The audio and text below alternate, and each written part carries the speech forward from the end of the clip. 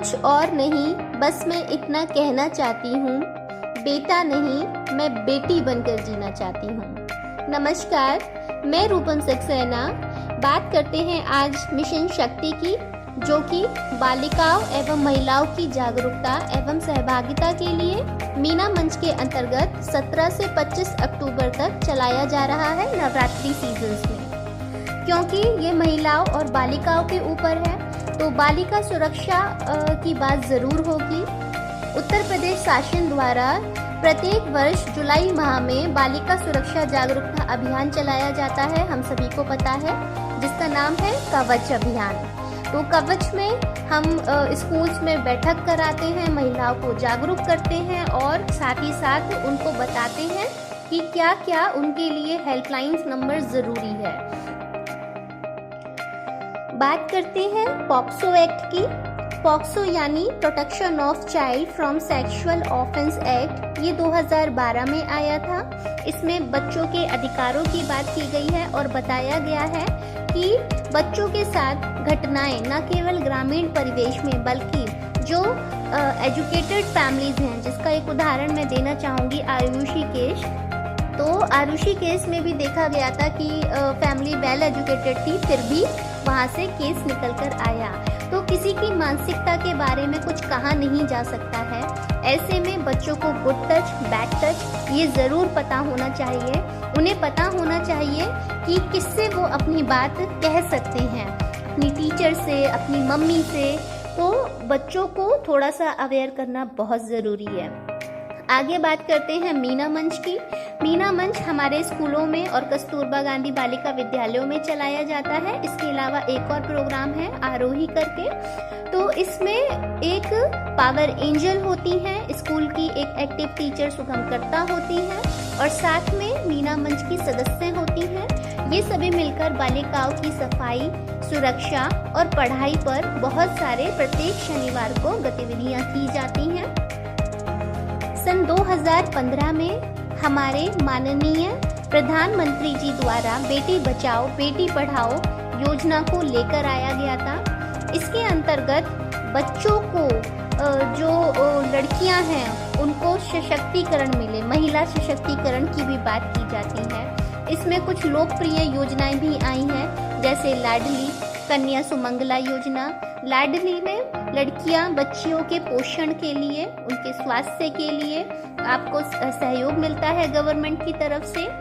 और कन्या सुमंगला योजना में जब बच्चे को पहला टीका लगता है लड़की को, और जब तक उसकी ग्रेजुएशन पढ़ाई पूरी होती है तब तक किस्तों में 15,000 रुपये लड़की को दिए जाते हैं।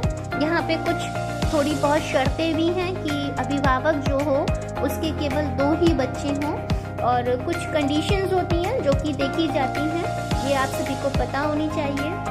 हेल्पलाइन नंबर्स की बात करें तो बच्चों के लिए 1098 हर एक बच्चे को बताना बहुत ज़रूरी है कि कभी भी किसी भी परिस्थिति में अगर उन्हें ज़रूरत पड़े मदद की तो वो इस नंबर पे कॉल कर सकते हैं। महिलाओं के साथ उत्पीड़न ना हो या फिर उनको अपने अधिकारों को संरक्षण प्रदान करने के लिए अगर वो अपनी बात कहना चाहती हैं तो 181 और 1091 1090 ये कुछ पावर लाइन नंबर्स और हेल्पलाइन नंबर्स हैं। इन पे महिलाएं कॉल कर सकती हैं।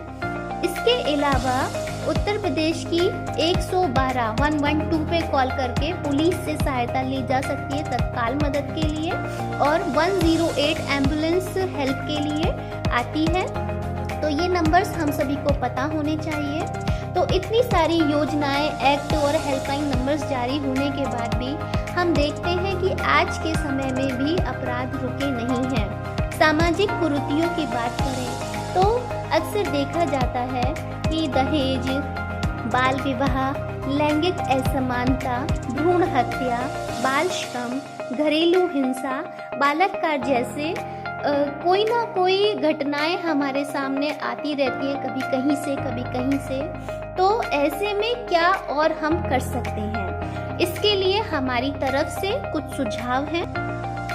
मन की बात पेटिका प्रत्येक जूनियर स्कूल में जहाँ पे लड़कियाँ पढ़ती हैं, जैसे कि कस्तूरबा गांधी विद्यालय हो गए, GGIC हो गए, प्रत्येक ऐसे विद्यालय में मन की बात पेटिका होनी चाहिए। एक ऐसी पेटिका जिसमें लड़कियां अपनी मन की बात लिखकर अगर उनको कोई समस्या है उसमें डाल सकें। उस पेटिका में ताला होना चाहिए और उस पेटिका को संरक्षण मिलना चाहिए, जिसके लिए एक समिति बन सकती है जिसमें DM sir, SP sir, BSA sir, महिला थाने की इंचार्ज, और अगर SP महिला हैं तो बहुत अच्छा है, इन सभी को मिला के एक समिति बनाई जा सकती है। अगर किसी बच्ची के साथ शिक्षा से संबंधित समस्या है तो समस्या का निराकरण BSA स्तर से होना चाहिए।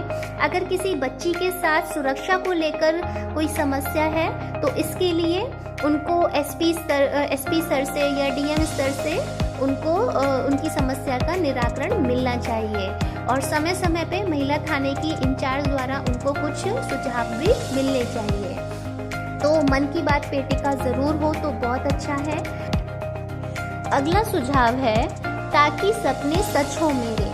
किशोरावस्था में जब बच्चे आते हैं तो वो अपना एक आदर्श चुन लेते हैं, कहीं ना कहीं वो निर्धारित कर लेते हैं कि उनको जीवन में क्या बनना है। ऐसे में उनके द्वारा लिया गया निर्णय सही है या नहीं है, तो उनके सपने सच हों, एक दिन के लिए कम से कम सच करने का मौका मिले। अगला सुझाव है सेल्फ डिफेंस का। हम टीचर्स को बहुत सारी ट्रेनिंग्स मिलती हैं विभाग की तरफ से। एक सुझाव ये भी है कि एक ट्रेनिंग टीचर्स को मिलनी चाहिए सुरक्षा के लिए कि सेल्फ डिफेंस कैसे हो।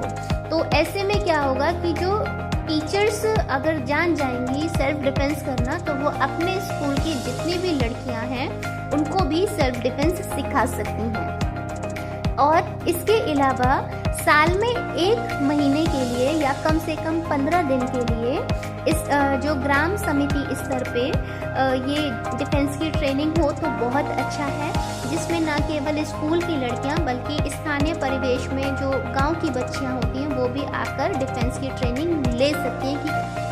अगला सुझाव है स्थानीय स्तर पर अगर किसी बच्ची या लड़की ने कोई उत्कृष्ट कार्य किया है तो उनकी प्रेरक कहानियों को समाचार पत्रों में, पत्रिकाओं में ज़रूर स्थान मिलना चाहिए, क्योंकि वो उसी परिवेश से निकली हैं। तो ऐसे में उनकी कहानी को पढ़ के या प्रेरक जो भी उनके जीवन की घटना रही हो उससे दूसरी लड़कियों को, बालिकाओं को, महिलाओं को ज़रूर बल मिलेगा। तो ये होना चाहिए।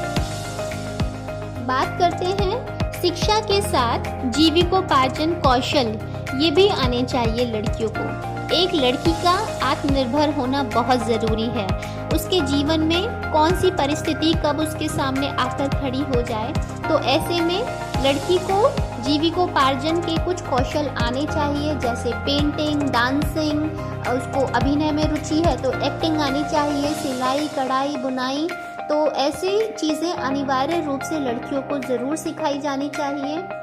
उसके अलावा कस्तूरबा गांधी जो बालिका विद्यालय हैं ये कक्षा 6 से लेके 8 तक चलते हैं। कस्तूरबा गांधी बालिका विद्यालय में वे बालिकाएं पढ़ती हैं जिनके माता पिता या तो बाहर रहकर जीविकोपार्जन करते हैं या फिर जिनके गांव में परिवेश में, स्थानीय परिवेश में स्कूल नहीं होता है 8 तक का। तो ऐसे में लड़कियां कस्तूरबा गांधी बालिका विद्यालय में रहते हुए अपनी पढ़ाई पूरी करती हैं, लेकिन कक्षा 8 के बाद फिर से उनके आगे समस्या खड़ी हो जाती है कि कक्षा 9 के बाद वो कहाँ जाएं। तो नई शिक्षा नीति में बताया गया है कि कस्तूरबा गांधी विद्यालय कक्षा 12 तक उनको उच्चीकृत किया जाएगा, लेकिन साथ में एक शर्त भी डाली गई है कि कस्तूरबा गांधी बालिका विद्यालय के 3 किलोमीटर के दायरे में कोई गर्ल्स इंटर कॉलेज नहीं होना चाहिए। लेकिन यहाँ पे एक सोचने का विषय यह है कि वे बालिकाएं जो दूर दराज के गांव से आकर वहाँ रह रही हैं, अपनी पढ़ाई पूरी कर रही हैं, तो वो फिर से दूर दराज के गांव से कैसे वहाँ पे अप डाउन कर सकती हैं। तो हमें लगता है कि बिना किसी शर्त के प्रत्येक कस्तूरबा गांधी बालिका विद्यालय का उच्चीकरण होना चाहिए कक्षा 12 तक, ताकि लड़कियों का नामांकन कक्षा 9 के बाद वो उसी अवस्था में रहे, कटे नहीं और ठहराव ना आए और लड़कियां अपनी कम से कम कक्षा 12 तक की पढ़ाई को पूरा कर सकें।